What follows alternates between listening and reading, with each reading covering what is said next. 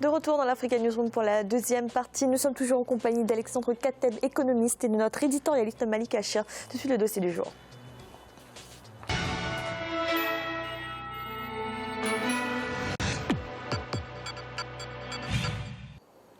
L'axe Niamey-Alger se renforce. Le Niger et l'Algérie ont signé plusieurs accords dans divers domaines. La première session de la haute commission mixte nigéro-algérienne de coopération avait d'ailleurs lieu le 17 mars dernier.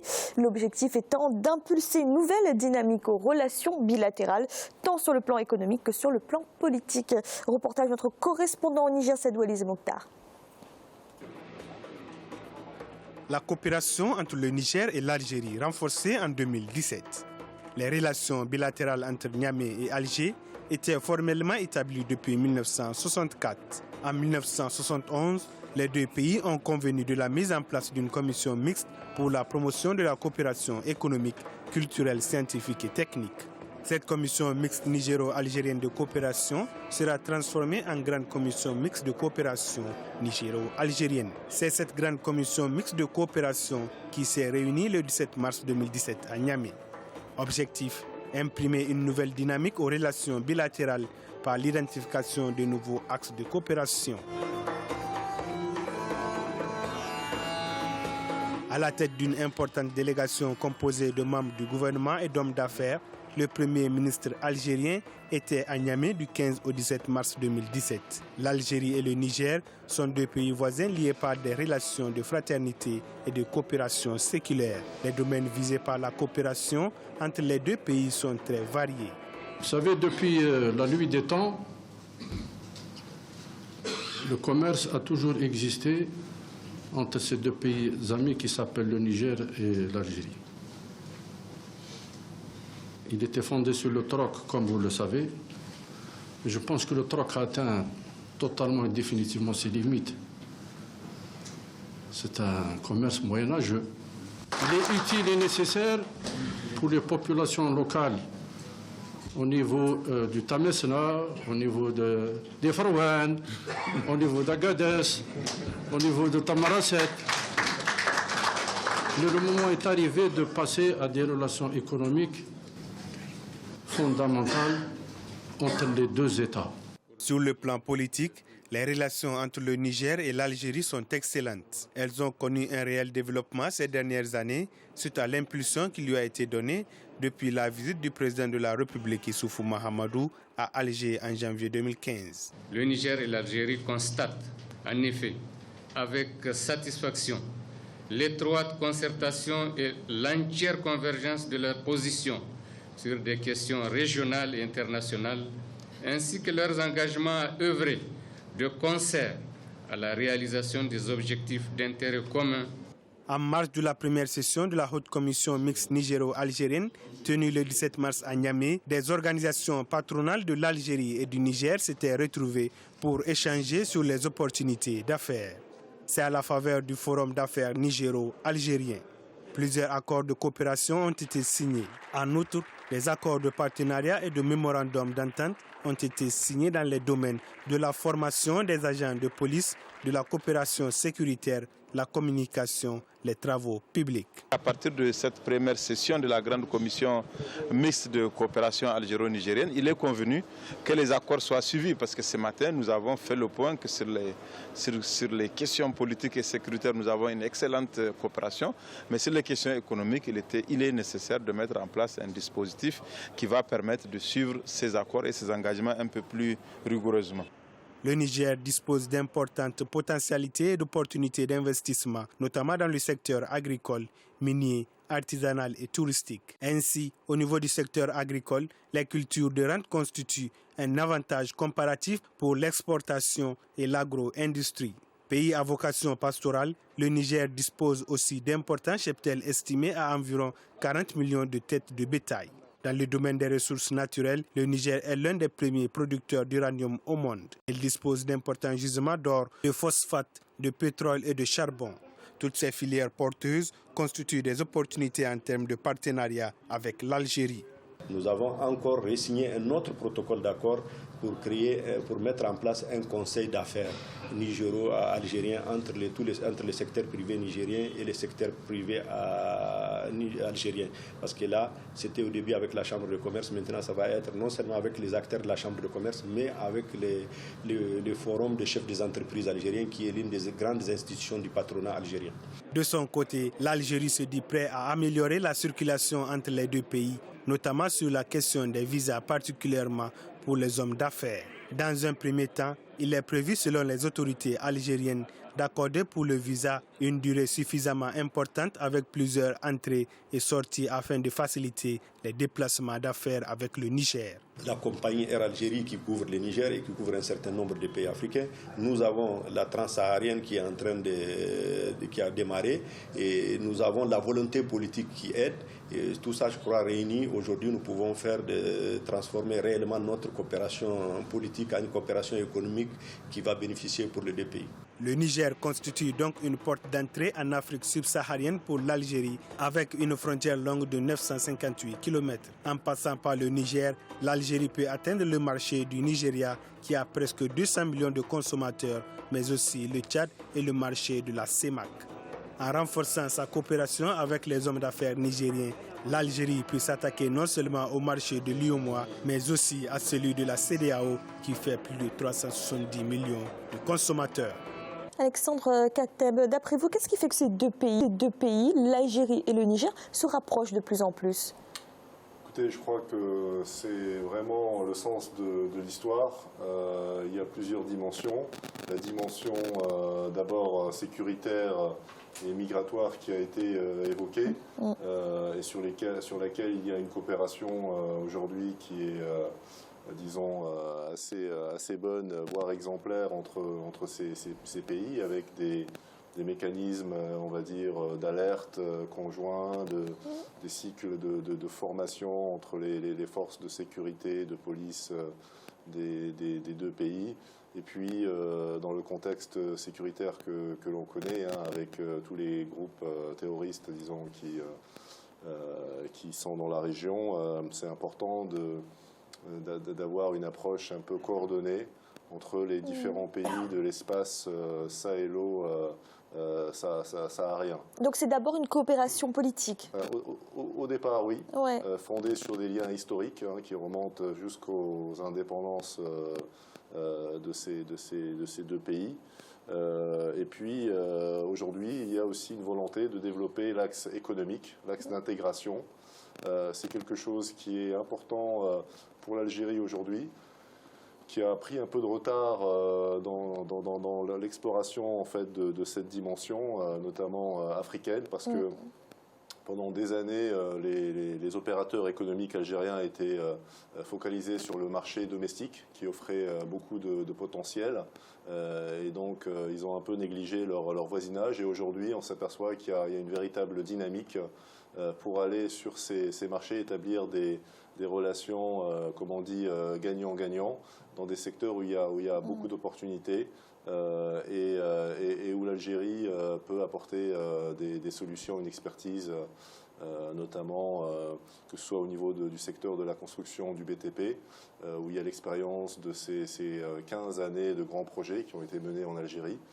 Et d'ailleurs, il y a certains projets qui sont réalisés, je crois, au Niger par des sociétés algériennes, dans tout ce qui est production et distribution d'électricité aussi, où là, un pays comme le Niger, avec un taux d'électrification qui reste aujourd'hui très faible, peut bénéficier de l'expertise, de l'assistance technique algérienne. Et dans le déploiement des réseaux et puis des solutions basées sur les énergies renouvelables notamment. Et puis il y a d'autres secteurs. Alors on reviendra sur la coopération économique plus tard. Malik, les relations entre ces deux pays, l'Algérie et le Niger, ça n'a pas toujours été un long fleuve tranquille. Est-ce que les différends aujourd'hui sont mis de côté? Est-ce qu'ils sont oubliés? Oui, ça n'a pas toujours été un long fleuve tranquille pour certaines options politiques qui ont été prises au Niger. Je pense que, c'est-à-dire que, vous savez, C'est l'histoire qui fait que certains pays ne prennent pas les mêmes options politiques dans la région. Après, bien évidemment, les relations entre deux pays ne sont pas toujours au beau fixe. Il y a toujours des hauts et des bas, mais en ce qui concerne le Niger, ça a été rappelé ici par M. Kateb, il y a des relations historiques. Et l'Algérie a joué un grand rôle dans l'indépendance des pays africains et notamment de la bande sahélienne.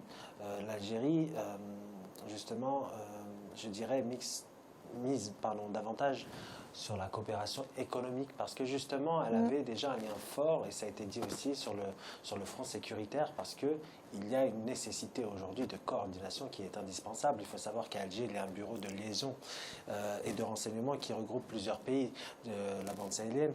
Donc l'Algérie est un des premiers acteurs et le premier acteur dans la lutte contre le terrorisme, dans la région en tout cas. Et elle est obligée, elle est forcée de le faire, d'avoir cette coopération avec ces pays-là. Au-delà des choix politiques de chacun sur certaines questions qui, par exemple, peut toucher au Sahara occidental ou autre. Ouais. Ça, c'est, je dirais, accessoire par rapport à la nécessité de renforcer les partenariats entre les pays. Alors, je pense que le tournant qui est en train d'être négocié, je pense que l'Algérie a pris cette conscience-là, peut-être tardivement, mais il vaut mieux tard que jamais, qu'elle est véritablement en Afrique, qu'elle a une véritable profondeur africaine. Quand vous êtes à Ain Ghezem ou à Borj Bedji Mouktar, qui sont les deux points les plus à l'extrême sud, les deux points frontaliers à l'extrême sud de l'Algérie, vous êtes au niveau de certains pays, vous êtes au niveau du Niger, du Mali, vous êtes dans cette profondeur africaine.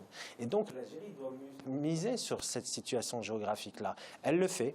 Maintenant, il faut qu'elle négocie ce tournant économique en associant notamment les partenaires privés qui ne sont pas encore associés, je dirais, de manière satisfaisante, mais qui devraient l'être davantage. Parce que quand on va dans un pays, on amène tout le tissu économique algérien. Et ça a été dit aussi par M. Kateb, le marché algérien étant, je dirais, un peu plus évolué que certains pays de la bande sahélienne, il y a une forme de saturation. Et certaines entreprises, justement, cherchent de nouveaux débouchés. Et vous savez, l'Afrique, c'est un formidable débouché. Alors, justement, Alexandre Kateb, le Niger, on peut dire que c'est la porte de l'Afrique subsaharienne pour l'Algérie, pour sa nouvelle politique économique? Disons que c'est une des portes de l'Algérie, bien entendu, parce qu'il y a aussi tous les autres pays avec lesquels l'Algérie a d'excellentes relations, notamment le Mali, par exemple, qui a été évoqué tout à l'heure. Mais effectivement, il faut envisager cette région aujourd'hui comme un tout, miser sur l'intégration régionale parce que, notamment pour des pays qui sont enclavés, c'est important d'avoir cette ouverture à la fois vers le nord, vers l'ouest, le sud, et donc de réaliser ces grands projets d'intégration, comme la transsaharienne, qui part d'Alger jusqu'à Lagos et qui traverse les différents pays sur sa route, comme le Niger ou le Mali, et aussi d'autres projets structurants de ce type, notamment au niveau des télécommunications, au niveau de l'électrification. Disons, il faut construire ces réseaux, ces grands réseaux africains qui vont porter demain la croissance africaine. Et je crois que cette relation entre l'Algérie et le Niger préfigure un peu ce qui peut se passer demain, à horizon de 20 ou 30 ans, la transformation de toute cette région et l'intégration de tout cet ensemble qui va de l'Afrique du Nord jusqu'à l'Afrique de l'Ouest et du centre, qui a pour avantage aussi de partager une langue commune qui est le français. Et donc, c'est important de développer ces relations qui sont naturelles, contrairement à l'Afrique anglophone, par exemple, où là, c'est un peu plus difficile. Malik, alors les deux pays, l'Algérie et le Niger, donc on l'a dit, ont signé plusieurs accords dans plusieurs domaines. Quelles sont les opportunités de l'Algérie pour le Niger et inversement? Déjà, il y a une chose qu'il faut dire préalablement pour évoquer ce que vous venez de dire, c'est justement la mise en place des infrastructures nécessaires pour permettre ce développement économique. Parce que ce partenariat, du moins, il y a cette transaérienne qui vient d'être évoquée, il y a aussi cette transaérienne dont la dorsale va être fibrée entièrement. C'est la BAD qui s'occupe de ça d'ailleurs. Donc les conditions sont en train d'être réunies pour permettre justement les échanges. Les échanges ensuite, vous parlez de partenariat. L'Algérie peut très bien aider le Niger sur ses expériences d'électrification. Vous savez, l'Algérie a entamé un grand plan il y a fort longtemps, depuis les années 70, avec Wari Boumdienne. Au-delà des des options politiques qu'on peut contredire ou autres, il y a eu un plan d'électrification de l'Algérie qui a un taux de 100% sur le plan de l'électrification. Donc ça, l'Algérie peut, sur ces thématiques de développement qui sont nécessaires, déjà aider le Niger sur cela. Parce que tant que vous n'avez pas l'énergie, c'est un facteur indispensable pour permettre à une économie d'émerger. Et donc, le volet, justement, de l'électricité, c'est un volet très important. Ensuite, l'Algérie pourrait, notamment ici, de par la présence de ces acteurs dans l'agro-industrie, par exemple, développer le secteur agricole, même si le secteur agricole au Niger est très spécifique. Pastoralisme, certaines formes de culture, mais l'Algérie peut aussi aider le Niger à améliorer sa sécurité alimentaire. Mais qui dit sécurité alimentaire du Niger dit aussi sécurité alimentaire de l'Algérie. Parce que ce qui est produit au Niger peut être très bien aussi importé en Algérie. Le Niger aussi, c'est l'Algérie. Pour le Niger, c'est aussi un marché. Il faut pas forcément voir cette chose que dans un sens. C'est un vrai rapport gagnant-gagnant. Bien sûr, bien sûr. Et vous savez, le Niger est aussi riche par son sous-sol, mais au-delà de son sous-sol et de la disponibilité de certaines ressources qui peuvent être aussi intéressantes pour l'Algérie, parce que avec le développement des transports, le coût du transport va être amoindri, et donc certaines ressources peuvent transiter d'un pays à l'autre d'une manière plus rapide et d'un moindre coût, mais c'est vraiment un partenariat complémentaire. Et je pense que dès lors qu'on aura mis les bases sur le plan des infrastructures, on pourra vraiment développer un partenariat gagnant-gagnant. Juste une chose, et ça a été rappelé par le Premier ministre Sellel, et je pense que c'est une vérité historique. Les migrations sud-nord ont toujours existé. Et ce n'est pas demain qu'on va contredire ces réalités-là. Il y a toujours eu des mouvements de population qui sont issus du Niger, du Mali, vers l'Algérie. C'est peut-être du nomadisme, certes, mais c'est ancré dans cette mondialisation. Et je pense qu'il ne faut pas trahir cela. Et ces migrations aussi, c'est des migrations d'ordre économique. Et je pense que plus on facilite le mouvement des populations, plus on facilite justement un marché régional. Je pense que c'est indispensable pour permettre à cette zone d'émerger. On parlait du contexte sécuritaire tout à l'heure. Si vraiment on ne lutte pas sur le plan du développement, on arrivera justement à une situation difficile sur le plan sécuritaire. Donc là, on a une occasion inespérée pour permettre à ces deux pays de se renforcer sur le plan du partenariat économique. Alexandre Katem, vous êtes d'accord avec ça? Que vient chercher l'Algérie au Niger?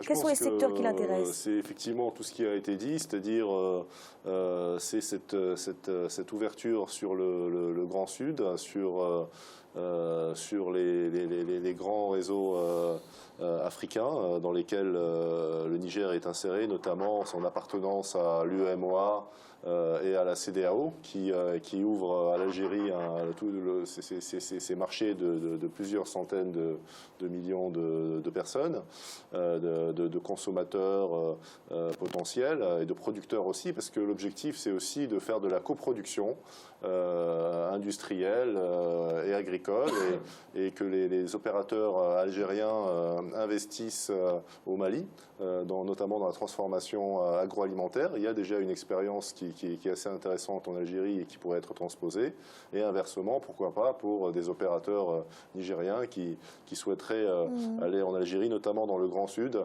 avec aujourd'hui, il y a cette volonté de faire de Tamanrasset un véritable hub et un pôle économique et logistique qui en fait va développer non seulement le sud de l'Algérie, mais également les pays qui sont à ses frontières.